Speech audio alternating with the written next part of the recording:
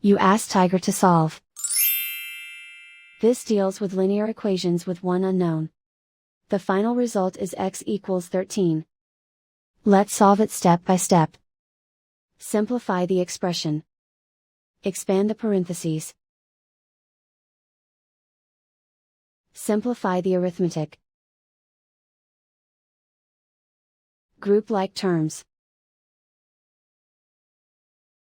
Multiply the coefficients. Group all constants on the right side of the equation. Add 2 to both sides. Group like terms.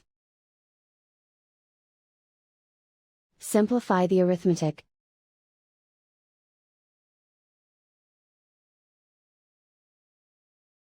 Isolate the x. Divide both sides by 2.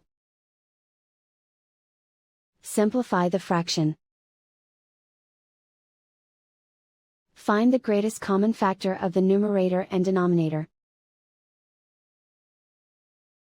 Factor out and cancel the greatest common factor. And so the final result is x equals 13.